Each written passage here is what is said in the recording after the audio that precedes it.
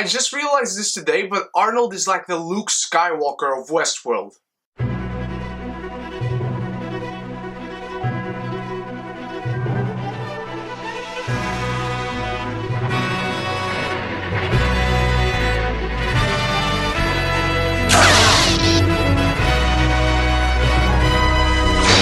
Westworld Episode 8, Trace Decay continues to surprise us, and we start off right where we ended off last week when Bernard killed Theresa, and Ford is now going to reboot him. He's going to erase his memory for him to not suffer any longer, for him to not question things that Ford doesn't want him to question. But Ford has this interesting exchange with Bernard about loops and about how humans are as much trapped in loops as the hosts are. And this conversation, along with another that comes later, makes me think that the several timelines theory is confirmed. But Ford now basically orders Bernard to get rid of evidence that ties them to Theresa and Theresa being on that place. And so Bernard starts getting rid of said evidence, like logs saying where Theresa were at that time, like letters in a room to him, curiously enough. And he burns them all out, and then Ford is going to do something with Theresa's body that I was not expecting. He puts her right in where they found the stray a couple of episodes ago. And basically the story is that Theresa was looking for something there and she fell. She had the tool that was inside that stray's arm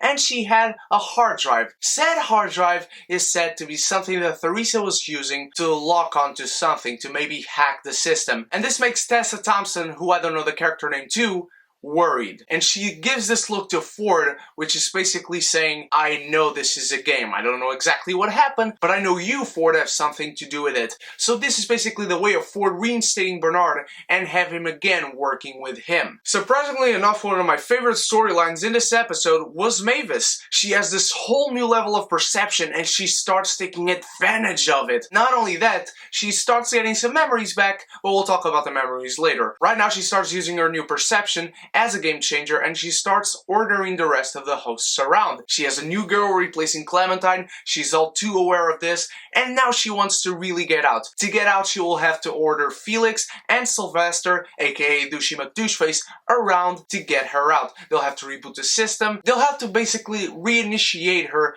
as a whole for her to not be attached to this. And I love the scenes that come with this because basically Sylvester is getting nervous and nervous and nervous, and Felix as well. But there's one moment that happens and that is very interesting, and that is when Mavis mentions Arnold. When she mentions Arnold, Felix gets nervous like we've never seen him before. He can't look at Mavis, he can't look at Sylvester, he can't look at anyone. He has this like level of perception as well that he realizes Mavis kind of understands something now that she didn't before, and maybe it's not all too safe for her to understand because he feels for the host. He's not some uncompassionate freak. He feels the hosts are as real as any other person. And when they finally turn her off so they can reinitiate her, Sylvester tries to reboot her for her to not understand what she understood from the last episode and to now. But Felix wouldn't do that. He reinstates Mavis just like they had agreed, and Mavis slashes Sylvester's throat. He's dying, he's on the ground, he's bleeding out, but then she orders Felix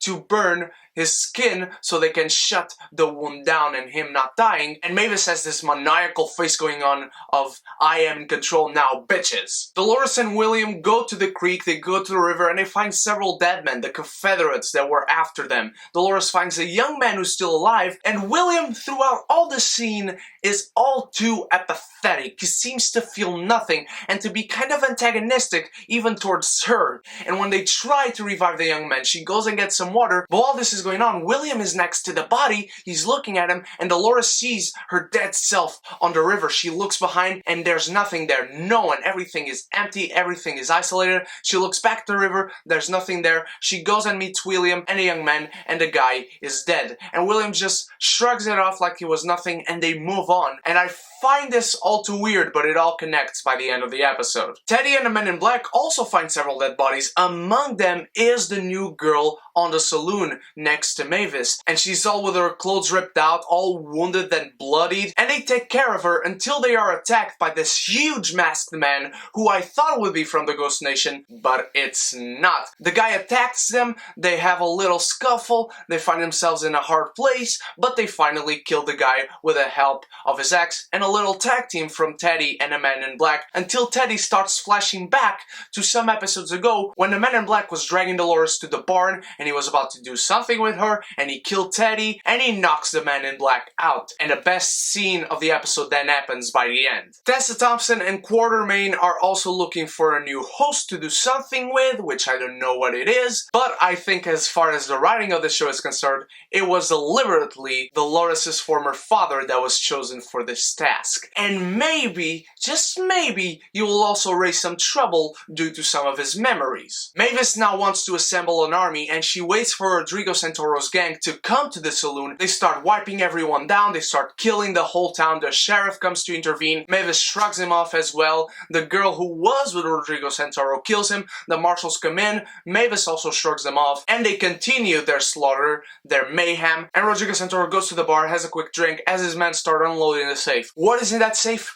I have no idea. This show will keep surprising me and surprising me and surprising me. I don't even want to try and guess. Dolores finally comes to a town that she recognizes as her home. She sees all these people. She goes to this little section of town where several people are trying to learn to dance. And she looks at this couple, and this blonde girl starts to walk off, and now we have what we can assume is one of the workers of Westworld, and she puts her back into place. But this girl is the girl from Rodrigo Santoro's gang, which I found very interesting. Dolores then continues to walk, and she finds Lawrence's daughter. She welcomes Dolores back, she asks if she remembers anything, and then we hear shots all around. The girl starts to run, Dolores looks back, everyone is dying, and Dolores takes another look around, and there is another Dolores. The other Dolores points the gun at her own head, she's going to shoot, but then suddenly we are taken back, and Dolores is back on her new grabs, and William takes the gun from her because she was about to shoot herself, and suddenly the whole town has disappeared. We only see the cross atop of the church also burned down, and Dolores mentions Arnold, but she also mentions that she doesn't know where she is and she doesn't know when she is. Is this now? Is this a distant dream? A distant memory? William tries to reassure her, but there's again another apatheticness, if that's even a word, to him. He just wants to move on from there, he wants to take her out. He says Arnold is not there. He seems to know quite a lot than he was supposed to, at least in this timeline.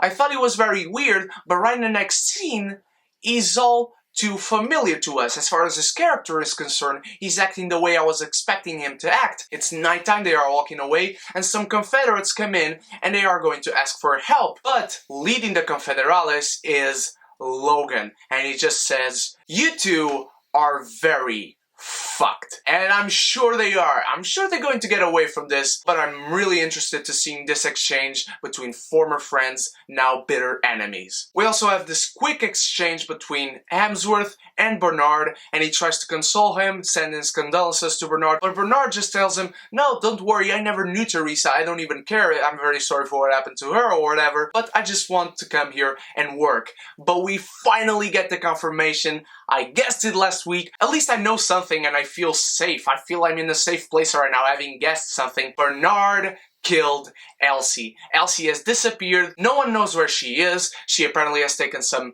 time off, but Bernard was the one who killed her back on that old theater. Ford, you son of a bitch.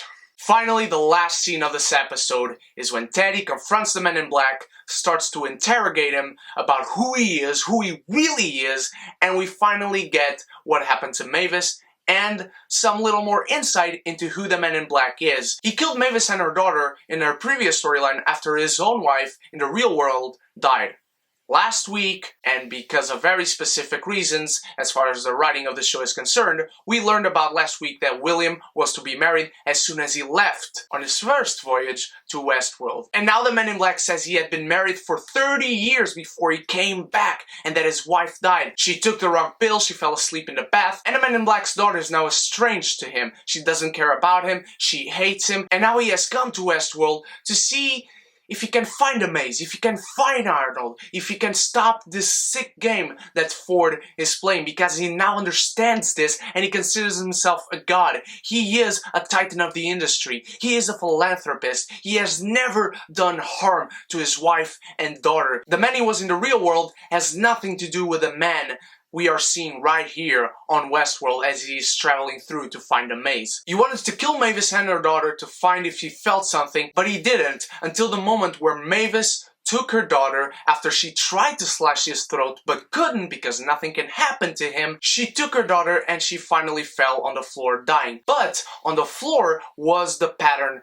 of the maze, and it was revealed to him there, and since then he is trying to find it. Finally, the girl who was at the bar with Mavis tries to convince Teddy to kill the Man in Black. Teddy wants to. Teddy hates this guy. He considers him an animal. He wants to know what he did to Dolores. He hates him because of what he did to Mavis. He's going to kill him, but he can't for some reason. He just can't, like he couldn't when we first saw the Man in Black trying to take Dolores to the barn. But then the girl stabs an arrow into Teddy's lung, he dies, and then those masked guys re-emerge from the darkness of the woods, and they are confirmed as Wyatt's men. The Man in Black is shocked. He has his hands tied up, he can't do a thing. I don't know if he can survive this. I'm sure they're not going to try and kill him, they're going to take him alive to Wyatt. I don't know what's going to happen to Teddy, but this basically to me has confirmed that we are not only living several timelines within Westworld, but we are also confirming that William is the Man in Black. I also saw this pic last night, which has the Man in Black and William wearing the same shirt underneath the scarf and the jackets. Basically, this is very confirmed. I'm also very interested in finding out what happens to Mavis because come the end of this episode, the butchers come to her and she just stops, she stands still in front of the mirror, she doesn't know what to do, she has killed that girl as well, and we also have a reference to that once the Man in Black finds her about Ford having her retired, but he just can't waste a pretty face. So let's see what Mavis does to the butchers, let's see how the Man in Black handles himself against Wyatt and his men, let's see what this girl is truly about, and who is Wyatt? Is Wyatt even a host? Is he a guest? Is he someone with more knowledge than we believe? Like, can he manipulate hosts like Mavis did before? Is he one